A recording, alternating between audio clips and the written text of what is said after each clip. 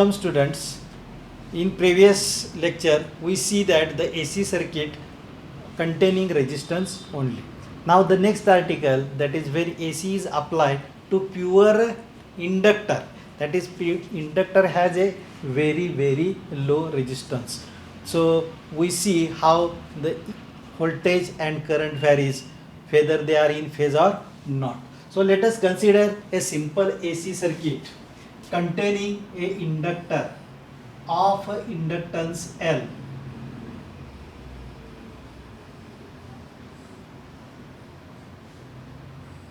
and this is connected to AC source, and suppose this is a tap key.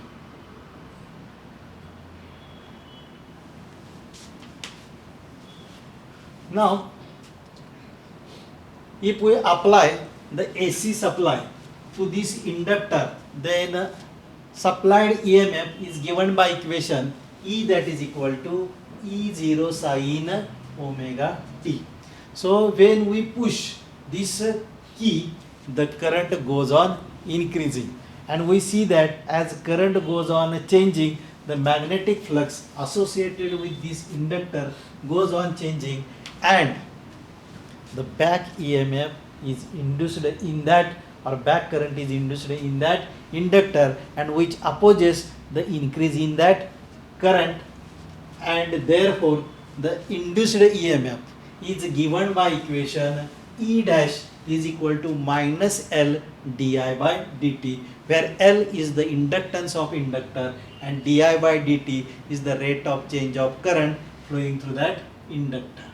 According to Kirchhoff's voltage law, as there is no resistance in circuit, then E, that is equal to minus E dash. So we have to keep the same current flowing through that circuit. We have to supply the same amount of voltage, but opposite to that induced EMF E dash. So applied EMF E is given by equation minus back EMF and or induced EMF.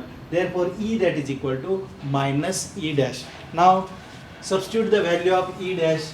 We have minus into minus L di by dt, minus minus becomes plus, and we get L di by dt.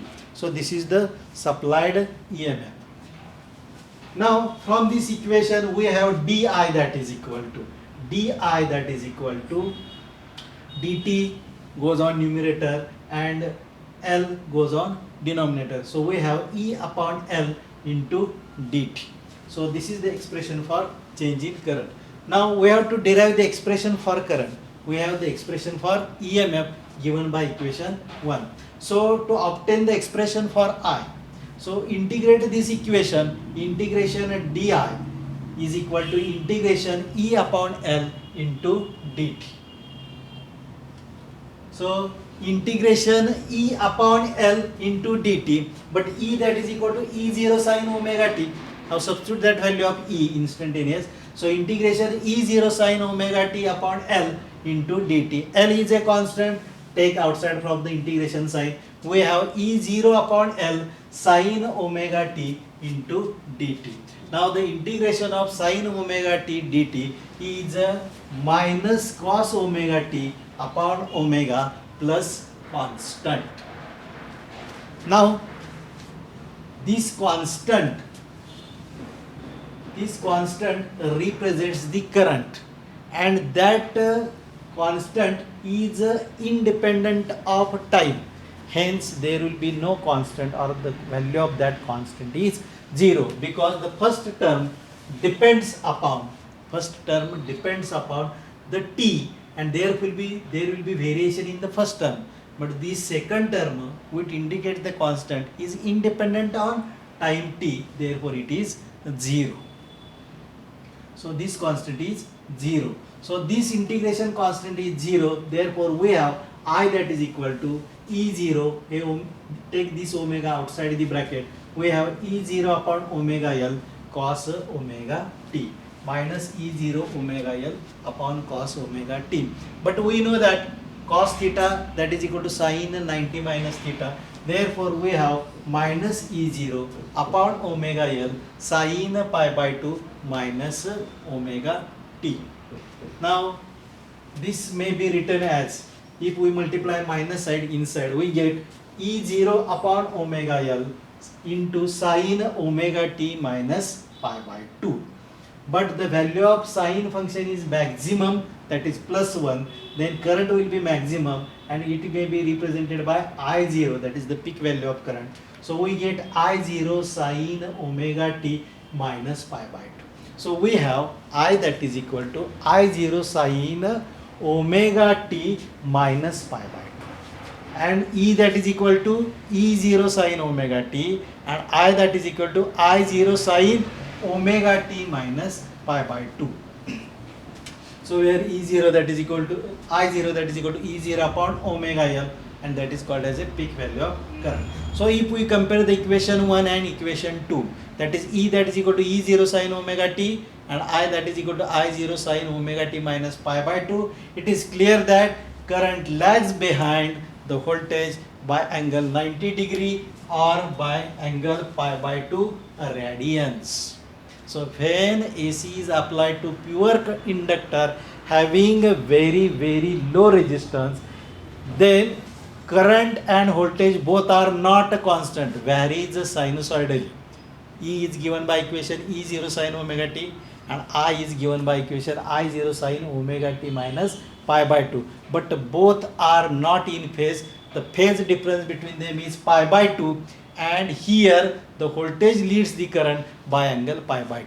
We see that in case of resistance, both E and I are in the same phase, but in case of inductor, the voltage leads the current by angle pi by 2. So when AC is applied to only inductor, the voltage leads the current by pi by 2 radians.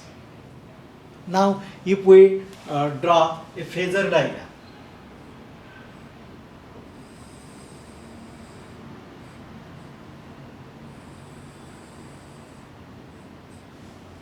now the voltage is represented by this E0. The projection of this over the y-axis, that is equal to E0 sine omega t, and this E makes a phase angle omega t with the fixed axis x. Now along the inductor, the current lags behind the voltage by angle pi by 2. Now rotate this phasor vector in a clockwise direction by angle a pi by 2. So this angle is 90 degree.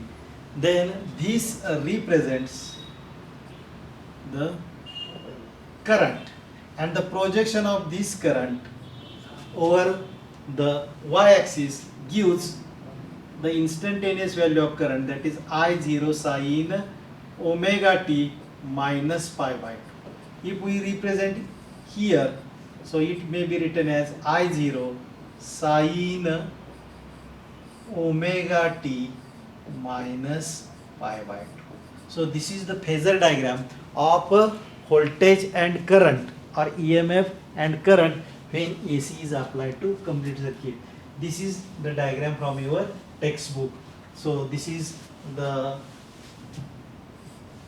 EMF, this is the current. The phase angle between them is 90 degree, and EMF is inclined by omega t with the x-axis.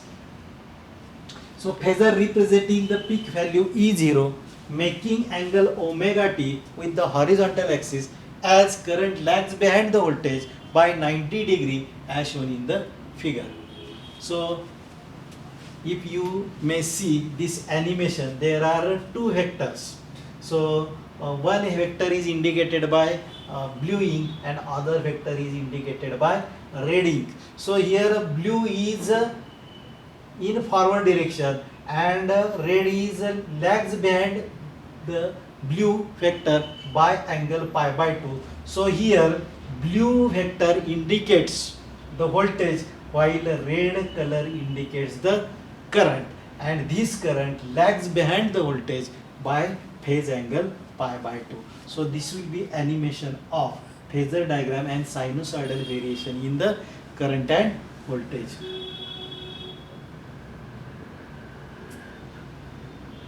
So phasor representing the peak E0 making angle omega t with the horizontal axis as the current lags behind the voltage by 90 degree as shown in figure. Now if we plot the graph of variation between E and I with respect to time,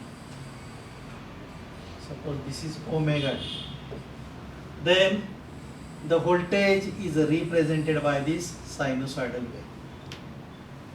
Now it attains the maximum value E0, here minimum value minus E0. Now if we have to plot the variation in current,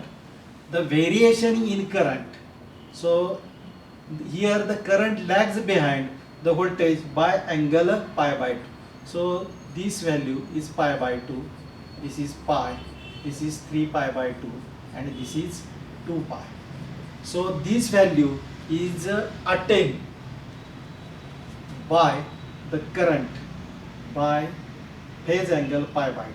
So this is the first value of current, this is second value of current, then this is the third value of current, and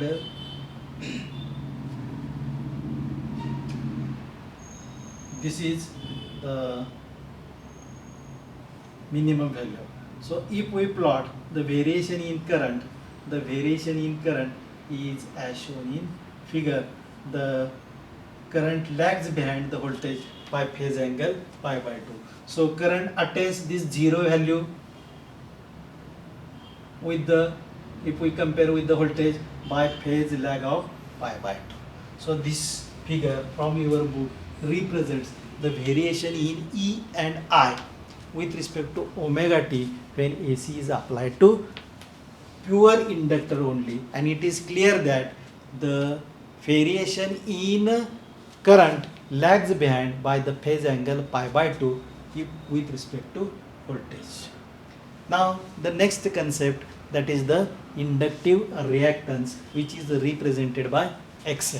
So let us see what is the inductive reactance. We see that the peak value of current is given by equation I0, that is equal to E0 upon omega L.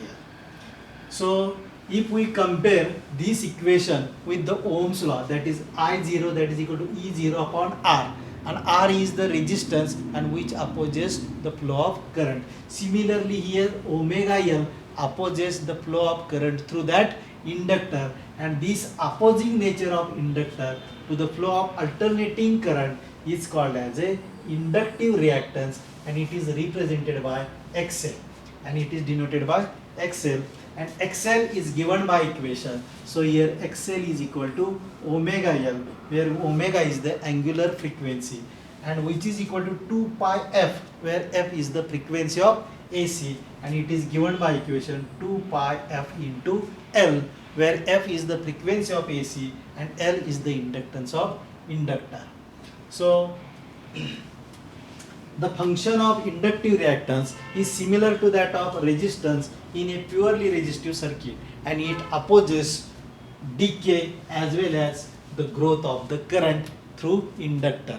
So it opposes the change in flow of current through the inductor. So we have XL that is equal to omega L, and which is equal to 2 pi FL. So XL is directly proportional to L and F. So if we increase the frequency of AC, the opposition increases, that is XL increases. So XL is proportional to F as well as XL is proportional to L, that is inductance.